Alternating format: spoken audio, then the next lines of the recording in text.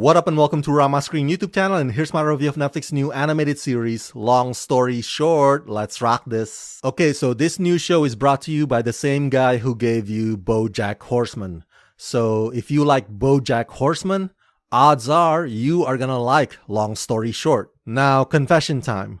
I didn't really watch BoJack Horseman regularly back when it aired. To this day, I still don't understand why and how that show lasted as long as it did. But I've already watched the entire 10 episodes of Long Story Short, and I think I'm getting the same impression. By that I mean, just like BoJack Horseman, this too doesn't engage me all that much.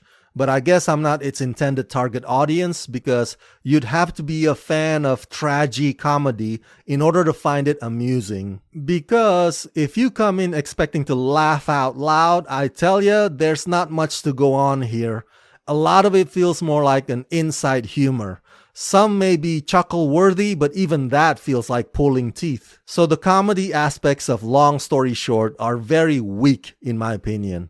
That said, the back and forth non-linear story does get more and more interesting with every passing episode. While it fails to make me laugh, Long Story Short succeeds in making me feel for the characters' deep emotional and existential themes. So if you approach this show by thinking of it as more of a dramedy, then you might find it enjoyable. Created and showrun by Raphael Bob Waksberg, Long Story Short is an animated comedy about one family over time. Jumping through the years, we follow the Schwooper siblings from childhood to adulthood and back again, chronicling their triumphs, disappointments, joys, and compromises. Voice starring Lisa Edelstein, Paul Reiser, Ben Feldman, Abby Jacobson, and Max Greenfield. The 2D animation is done by the same animation studio behind BoJack Horseman and Tuca and Birdie, so it looks kinda weird, man. The characters' facial features look weird, so on and so forth. But they did go out of their way to make the Jewish representation look at least authentic. To say that Long Story Short is unapologetically Jewish is completely spot on, to the point where it's very much in your face all the time. The show does have elements that fall into your stereotypical portrayal of a Jewish character, like the difficulties of accepting an outsider into the family, but I do appreciate the show's brutally honest way of enlightening us about progressive Jews versus Orthodox Jews and whether or not they can get along somehow. So it's informative, but not preachy.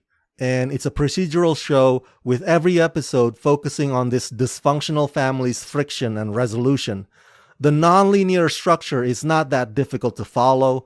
In fact, it gives you an emotional punch once you get to the episodes where some of them are no longer around. And the voice cast are ethnically appropriate.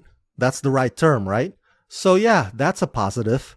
And so there's no more controversies like Alison Brie voicing a Vietnamese character in BoJack, which got quite a bit of an uproar.